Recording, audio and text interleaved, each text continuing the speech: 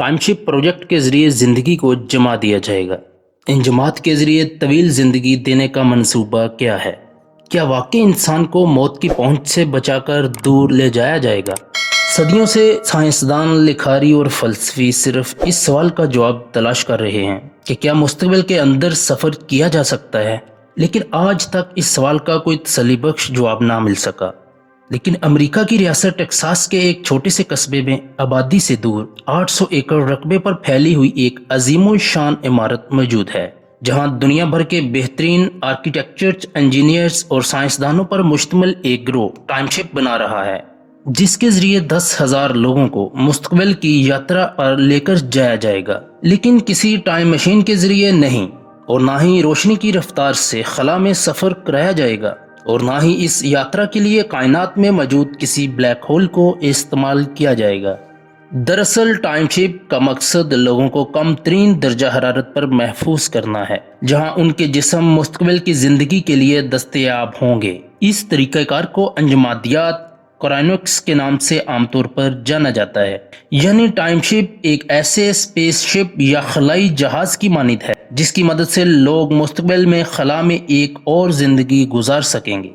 Stephen Valentine, जो कि इस टाइमशिप नामी मंसूबे का खालिक है, इस मंसूबे के लिए खरबों डॉलर का बजट रखते हैं, जो कि इन्हें दुनिया भर की हुकूमतों और शख्सियात की तरफ से टाइमशिप नामी इस ख्याल को हकीकत के रूप में बदलने के लिए मिला है।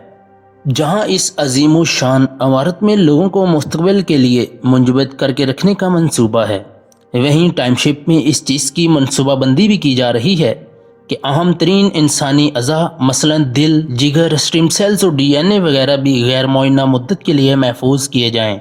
और अब तक हज़ारों की तादाद में ये अज़ा महफूज भी कर लिए गए हैं, जिन्हें मुस्तकबिल के इंसानों के लिए बतौर स्पेयर पार्ट्स इस्तेमाल में लाया जाएगा।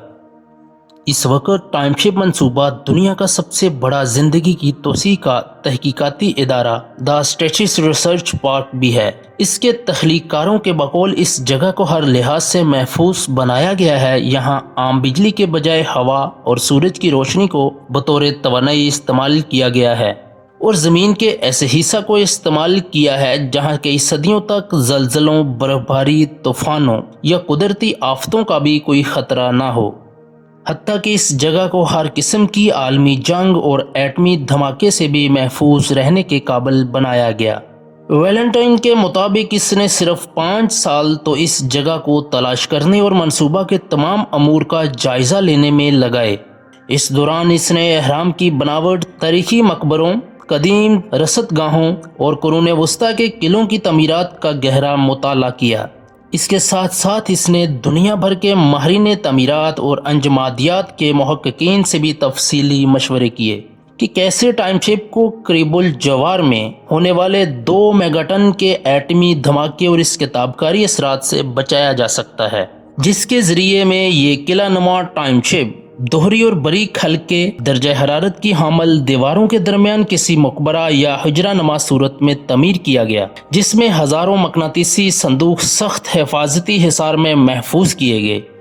जिस्म को मुंजमद करने का असल तरीक़ाकार क्या होगा, फ़िलहाल ये वाज़िया नहीं, लेकिन शायद ये जिस्मानी वजूद को किसी सियाल मादे के ज़रिए बर्फ़ के टुकड़ों की तरह महफूज करने जैसा है।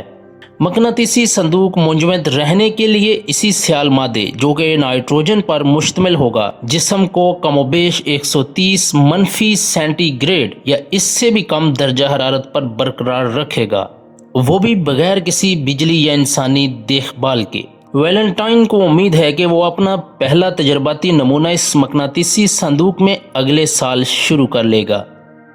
याद रहे कि 50 साल पहले जेम्स बेडफोर्ड वो पहला शख्स था जिसने अंजमादियात के नज़रिए को अमली तौर पर काबिल अमल साबित किया, और आज भी इसका जिस्म एक कोल्ड स्टोरेज में महफूज है।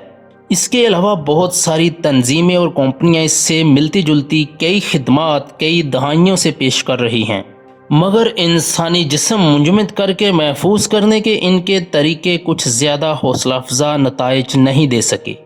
2003 में ग्रेगरी फे ने एक टीम के हमरा एक मुकम्मल खरगोश को मुंजमद करके महफूज किया था। बाद अज़ा इसी खरगोश के गुर्दे को एक और खरगोश के गुर्दे के साथ तब्दील कर दिया गया। تو اردو دنیا کے معزز ناظرین، دلچسپ بات یہ ہے کہ اس تبدیل شدہ گردہ نے نئے خرگوش کے جسم میں بالکل ایک عام گردے کی طرح کام کیا۔ بہرحال ایک بات طے ہے کہ انجمادیات ایک منفرد خیال ہے جسے 100% عملی طور پر ثابت کرنا اب تک ممکن نہ ہو سکا۔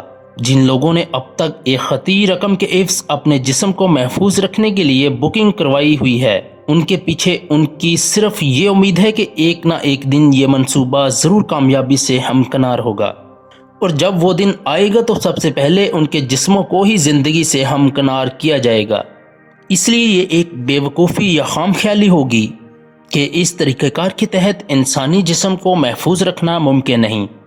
میں بہرحال یہ بے وقوفی کرنے والا نہیں ہوں، اس لیے میں آنے والے دنوں میں اپنے آپ کو ٹائم شپ منصوبہ کا انتہائی متحرک کردار خیال کرتا ہوں۔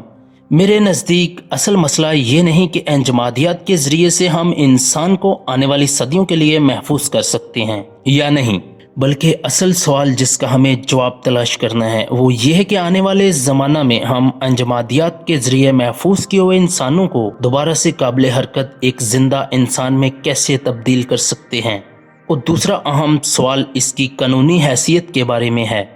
اسٹیفن ویلنٹائن ٹائم شیپ کے حوالے کسی بھی قسم کی قانونی پیچیدگی کو رد کرتے ہیں، اور وہ جو دلیل پیش کرتے ہیں وہ کافی مضبوط اور قابل قبول محسوس ہوتی ہے۔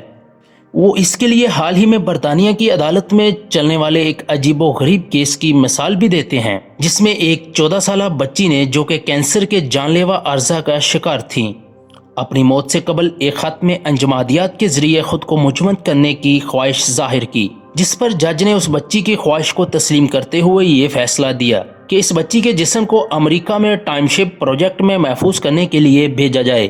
اس بچی نے اپنے خط میں لکھا تھا، میری عمر 14 سال ہے اور میں ابھی مرنا نہیں چاہتی، لیکن میں یہ بھی جانتی ہوں کہ میں بہت جلد مرنے والی ہوں، اس لیے میں چاہتی ہوں کہ ٹائم شپ پروجیکٹ کے ذریعے مجھے ایک موقع ملے اور میں کئی 100 سال بعد دوبارہ سے جا کر اپنی زندگی کا اثر نو آغاز کر سکوں۔ تو معزز سامعین، اب دوسرا اہم ترین سوال یہ ہے کہ سینکڑوں سال بعد وہ کون لوگ ہوں گے جو ٹائم شپ پروجیکٹ کے لوگوں کو دوبارہ سے بیدار کریں گے، اور کیا یہ ممکن بھی ہو سکے گا؟ اس سوال کے جواب میں ویلنٹائن کا کہنا ہے کہ ہمیں اس بارے میں پریشان ہونے کی قطعاً کوئی ضرورت نہیں۔ مجھے پورا یقین ہے کہ آنے والے زمانہ میں انسان ضرور اس قابل ہو جائے گا کہ وہ ٹائم شپ کے محفوظ انسانوں کو بیدار کر کے دوبارہ سے انہیں دنیا میں زندگی گزارنے کے قابل بنائے گا۔ بلکہ میرا تو یہ بھی خیال ہے کہ بہت جلد لوگوں کے ذہن ہمارے منصوبے سے ہم آہنگ ہونے والے ہیں۔ بس کوئی ایک واقعہ ہمیں ایسا درکار ہے جس میں سائنسدان صرف ایک خرگوش کو انجمادیات کے ذریعے واپس نئی زندگی میں لے آئیں۔ بس پھر آپ دیکھیں گے کہ کس تیزی سے لوگ ہمارے منصوبے میں شامل ہونے کے لیے بےتاب ہو جائیں گے، اور پھر انہیں ہمارے منصوبے میں رکنیت حاصل کرنے کی $3,23,000 کی فیس زیادہ بھی محسوس نہیں ہوگی۔ کیا ٹائم شپ مستقبل میں واقعی سفر کر سکے گا؟ کیا ٹائم شپ کے تمام شرکاء مستقبل میں اپنے آپ کو زندہ دیکھنے کے قابل ہو سکیں گے؟ یہ منصوبہ کروڑوں روپے کا جوا تو ثابت نہیں ہوگا۔ ٹائم شپ خلا میں بھٹکتا ہوا انسانوں کا قبرستان تو نہیں بن جائے گا۔ ان تمام سوالوں کے درست جوابات حاصل کرنے کا بس ایک ہی راستہ ہے، اور وہ یہ کہ جدید انسان کو اعصاب جما دینے والا ایک طویل، بلکہ شاید بہت ہی طویل انتظار کرنا ہوگا۔ اردو دنیا کے معزز ناظرین، عام لوگوں کا خیال یہی ہے کہ ٹائم شپ پروجیکٹ کو سمجھنا سائنسی انداز میں کافی مشکل ہے، تو آئیے ہم آپ کو ٹائم شپ پروجیکٹ کو ذرا فلمی انداز میں سمجھانے کی کوشش کرتے ہیں۔ ہم آپ کو ایک ایسی سائنس فکشن فلم کے بارے میں معلومات دیں گے جو اپنے موضوع کے لحاظ سے ٹائم شپ پروجیکٹ کا مکمل طور پر احاطہ کیے ہوئے ہے۔ اس سائنس فکشن فلم کا نام پیسنجر ہے، جسے 2016 میں دنیا بھر میں نمائش کے لیے پیش کیا گیا تھا۔ اس فلم کے ہدایت کار مورٹن اور مصنف جان سپائٹس ہیں، جن دونوں کی شناخت ہی سائنس فکشن موضوعات پر کامیاب فلمیں بنانا ہے۔ مذکورہ سائنس فکشن فلم پیسنجر میں دکھایا گیا کہ کس طرح ایوالن نامی ٹائم شپ دیوہیکل خلائی جہاز 5000 مسافروں اور 258 عملے کے ارکان کو زمین سے کائنات کے ایک نئے سیارے ہومسٹڈ پر لے کر جا رہا ہے۔ یہ خلائی سفر 120 سال پر محیط ہے، لیکن بدقسمتی سے یہ ٹائم شپ اپنے سفر کے 30ویں سال ہی میں ایک شہاب ثاقب سے ٹکرایا جاتا ہے۔